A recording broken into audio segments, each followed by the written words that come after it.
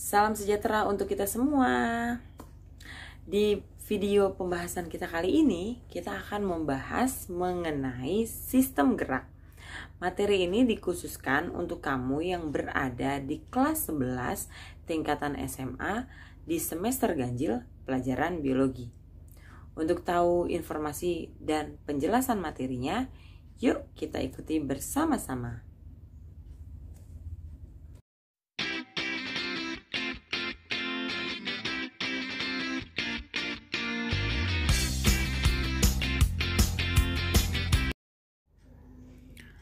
Materi pembahasan kita kali ini yaitu tentang sistem gerak.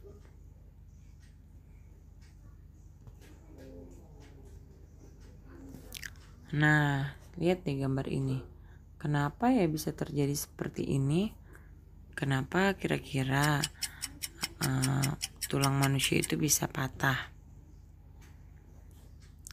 Satu, rangka tubuh. Jadi ternyata rangka pada tubuh kita itu adalah alat gerak pasif. Nah, alat gerak aktifnya apa? Yaitu otot.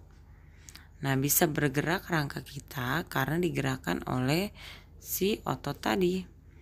Nah, fungsi rangka itu yang pertama memberi bentuk dan postur tubuh, melindungi organ-organ yang lunak, penyangga berat badan, tempat melekatnya otot, mendukung terjadinya gerakan, hematopoiesis dan tempat penyimpanan mineral, serta tempat penyimpanan energi dan fungsi imunologis. Nah, dibedakan menjadi dua, ada rangka aksial dan juga rangka apendikular. Nah, rangka itu gambarnya seperti ini pada tubuh manusia. Nanti boleh dipelajari ya, dibaca. Rangka aksial adalah rangka sumbu tubuh. Yang pertama, tulang tengkorak. Fungsinya pasti melindungi otak, organ pendengaran dan juga organ penglihatan. Nah, untuk tulang tengkorak ini terdiri dari tulang kranial dan juga tulang fasial. Coba kamu lihat gambar di samping. Ini adalah nama-nama tulang yang ada di tulang tengkorak atau di kepala kita. Yang kedua, tulang telinga dalam dan tulang hyoid. Tulang telinga dalam dan hyoid ini terdapat di tengkorak. Fungsinya, tulang telinga dalam menerima dan mentransmisikan impuls suara. Tulang hyoid berfungsi sebagai tempat melekatnya otot mulut dan lidah sehingga dapat membantu proses menelan. Yang ketiga, tulang belakang atau kolumna vertebrata. Terdiri dari 26 ruas yang dihubungkan oleh cakram tulang rawan fibrosa. Apa sih fungsi tulang belakang? Untuk menopang kepala dan bagian tubuh lainnya, melindungi organ tubuh, tempat melekatnya tulang rusuk, dan menentukan sikap tubuh. Coba kita lihat, ini adalah tulang belakang pada manusia.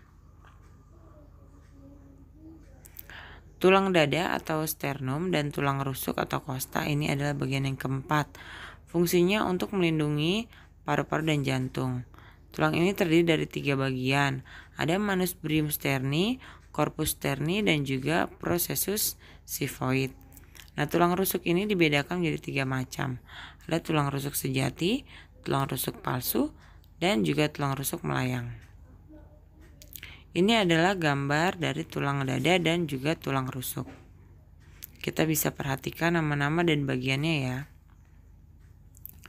Kemudian ada rangka apendikular atau rangka pelengkap atau rangka anggota gerak tubuh. Ada gerak bahu atau pektoral. Ini merupakan persendian yang menghubungkan lengan dengan badan.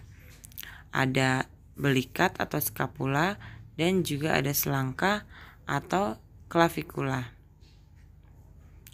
Ada anggota gerak atas yang terdiri dari humerus, radius, ulna, karpal, metakarpal, dan falangus.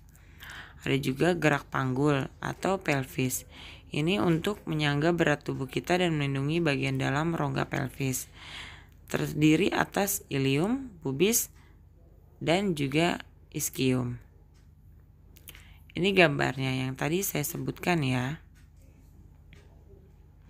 Kemudian ada anggota gerak bawah, terdiri dari femur, tibia, fibula, patella, tarsal, metatarsal, dan juga falangus.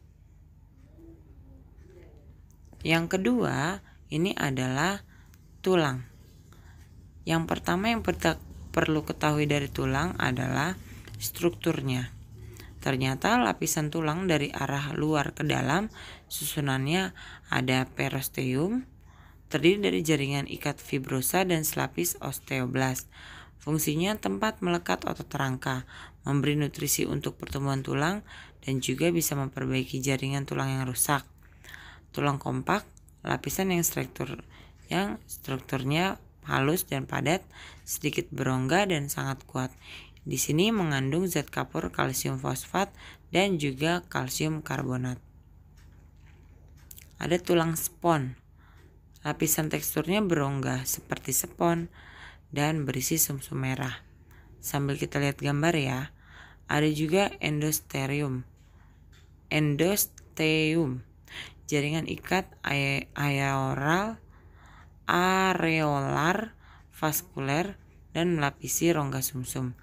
Sumsum tulang lapisan dalam dan berbentuk jeli.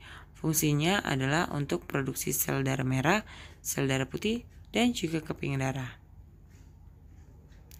Lalu bentuk tulang apa saja ya? Bentuk tulang ada tulang pipa, tulang pendek, dan juga tulang pipih. Kalau bentuk pipa ya pasti bentuknya seperti pipa, silindris dan panjang. Contohnya adalah humerus, ulna, femur. Sementara tulang pendek, ukuran yang pendek, bentuknya kubus. Contohnya adalah karpal dan juga tarsal. Nah, tulang pipi bentukannya pasti pipi seperti lempengan. Contohnya tulang tengkorak, tulang rusuk, dan tulang dada. Tulang tidak beraturan pasti bentuknya juga tidak beraturan. Contohnya adalah tulang penyusun tulang belakang atau vertebrae. Kemudian ada tulang sesamoid, ukuran kecil dan bulat yang terdapat pada formasi persendian, bersambungan dengan kartilago, ligamen, dan tulang lainnya. Contohnya adalah patella. Ini lihat, ini adalah bentuk-bentuk tulang yang tadi saya sudah sebutkan. Lalu bagaimana sih proses pembentukan dan perkembangan tulang? Proses pembentukan tulang namanya osifikasi. Bagaimana caranya? Jadi osifikasi intramembran ini yaitu proses pembentukan tulang secara langsung, baik dengan mengganti jaringan penyambung padat dengan simpanan garam-garam kalsium untuk membentuk tulang.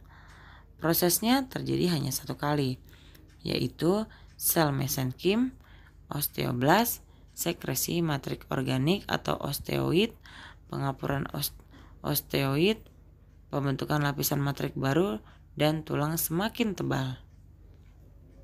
Osifikasi endokondium atau intrakartilago, yaitu proses ketika tulang rawan digantikan oleh tulang keras. Prosesnya dimulai sejak perkembangan embrio. Nah, seluruh tulang rawan pada anak-anak akan digantikan oleh tulang keras sehingga usia 18 sampai 25 tahun. Bagaimana prosesnya? Prosesnya adalah perikondium meningkatkan jumlah pembuluh darah. Lalu sel-sel kartilago atau kondrosit melakukan proliferase menjadi osteoblast. Dan matrik kartilago mengalami pengapuran atau kalsifikasi.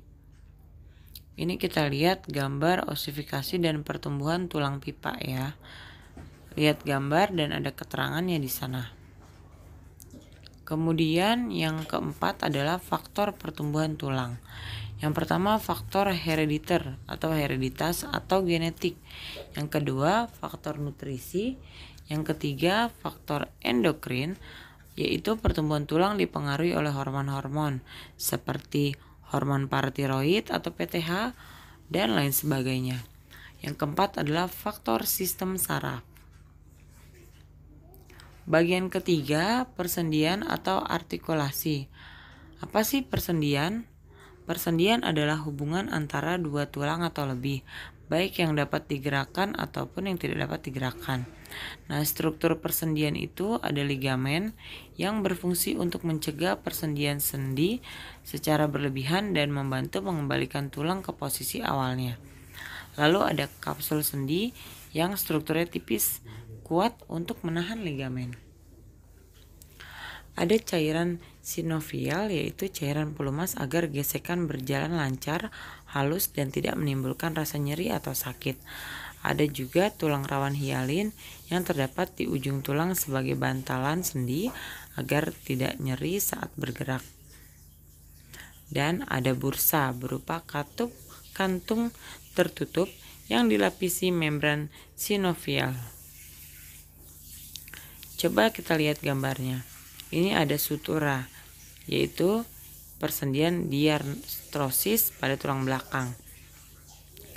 Dan ada juga diagram persendian amfiartrosis pada tulang belakang. Tipe persendian berdasarkan strukturnya ada persendian fibrosa, karena dia tidak memiliki rongga sendi dan diperkokoh oleh jaringan ikat fibrosa.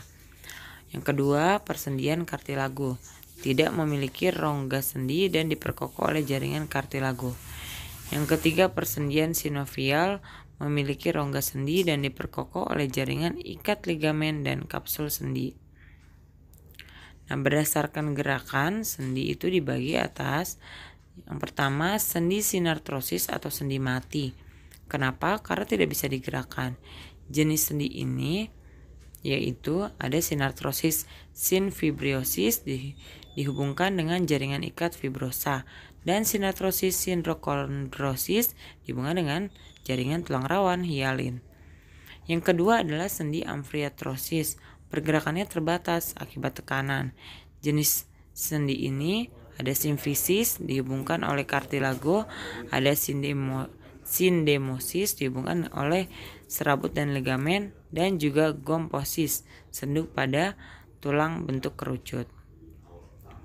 Sendi diartrosis atau sendi sinovial ini sendi yang dapat bergerak bebas, yaitu ada sendi Engsel bergerak satu arah, ada sendi peluru bergerak bebas ke segala arah, ada sendi pelana, sendi timbal balik atau bergerak kedua arah, ada sendi putar bergerak dengan pola rotasi, ada sendi luncur yaitu sendi geser, gerakan menggeser, sendi kondyloid, gerakan kiri kanan dan depan belakang dua arah.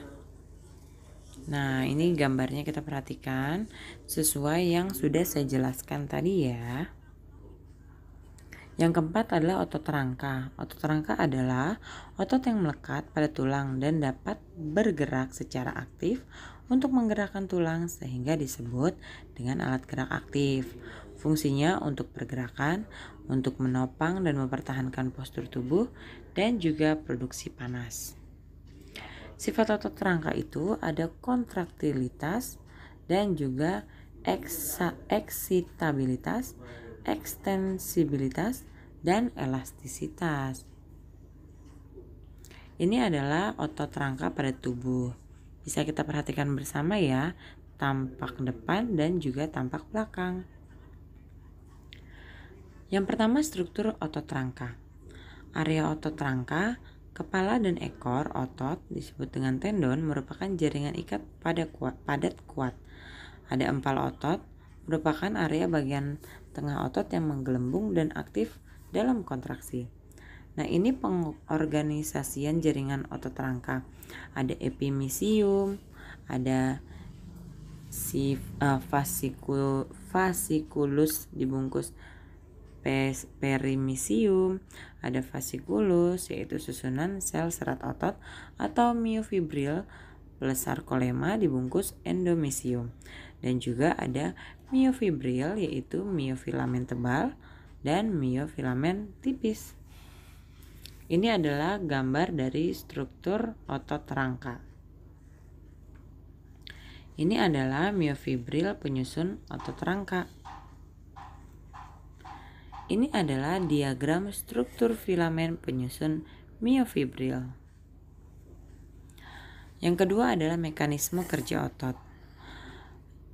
Yang pertama, komponen struktur otot yang berperan dalam kerja otot: myofibril, sarkomer, aktin, miosin, tropomiosin, dan juga troponin. Yang kedua adalah sumber energi untuk gerak otot, ATP, kreatin fosfat, dan juga glikogen.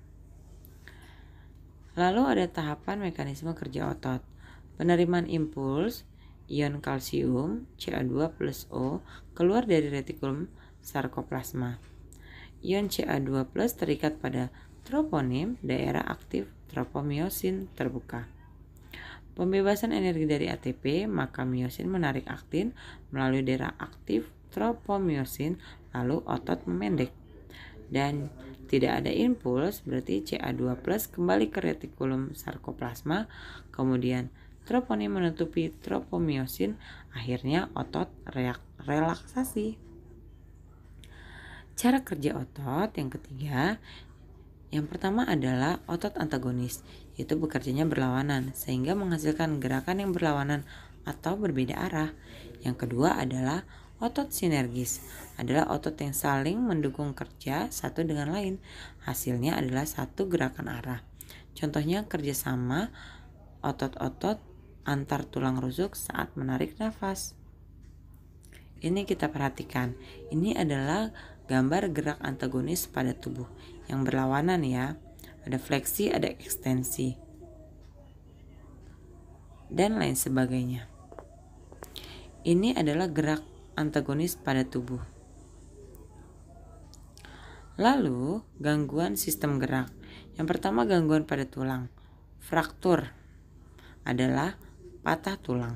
Terjadi jika tenaga yang melawan tulang lebih besar daripada kekuatan tulang. Yang kedua adalah gangguan pada tulang belakang. Ada kifosis, lordosis, skoliosis, dan juga ada sublubrikasi, yaitu kelainan bagian leher yang menyebabkan kepala bergeser ke kiri atau ke kanan. Ini gambarnya skoliosis, kifosis, dan juga lordosis. Ini merupakan kelainan pada tulang belakang ya. Gangguan fisiologis tulang. Jenisnya ada osteoporosis, tulang rapuh, keropos, dan mudah patah. Kenapa terjadi? Karena adanya kekurangan hormon dan kalsium. Ada rakitis. Ini pelunakan tulang pada anak-anak karena kekurangan metabolisme vitamin D, magnesium, fosfor, dan kalsium. Kemudian mikrosefalus, kelainan pertumbuhan tengkorak sehingga ukuran kepala lebih kecil. Ada juga hidrosefalus, gangguan aliran cairan dalam otak menyebabkan pelebaran rongga tempurung otak sehingga otaknya membesar. Dan ada layu atau semu, tulang tidak bertenaga akibat adanya infeksi. Berikut ini adalah gangguan pada sendi. Ada terkilir, ada dislokasi, ada osteoartritis, ankilosis, urai sendi, dan artritis. Ini adalah gangguan pada otot. Ada hipertrofi, atrofi, distrofi otot, tetanus, dan juga kram. Lalu ada juga miastenia gravis, otot robek, dan juga otot terkilir. Yang keenam adalah teknologi sistem gerak. Penyembuhan patah tulang bisa dilakukan dengan pemasangan gips, pembedahan internal, dan juga penarikan atau traksi. Lalu ada penyembuhan kanker atau tumor tulang, bisa lewat kemoterapi, radioterapi, dan juga operasi. Lalu penggantian sendi, yaitu pembedahan untuk mengganti sendi yang rusak dengan campuran logam. Serta ada transplantasi sumsum, yaitu sumsum merah dari seseorang yang ditransplantasikan ke orang lain. Penanggulangan skoliosis kongenitalis, yaitu pemasangan penyangga pada kelainan lengkung tulang belakang bayi yang baru lahir. Implan, yaitu pemasangan materi dari benda kaku pada tulang. Tangan dan kaki biodik, ini tangan dan kaki buatan. Ada juga kursi roda. Ada juga penanggulangan kaki O. Ada juga viskosuplementasi atau penyuntikan asam hyaluronat ke sendi. Dan juga pencangkokan tulang rawan. Terima kasih untuk kamu yang sudah mau memperhatikan materi dengan baik. Kalau ada pertanyaan, nanti kita bahas bersama-sama. Jangan lupa komen di kolom komentar di bawah ini. Untuk perkembangan channel ini kamu bisa like, subscribe, dan jangan lupa nyalakan loncengnya. Semoga video ini bermanfaat.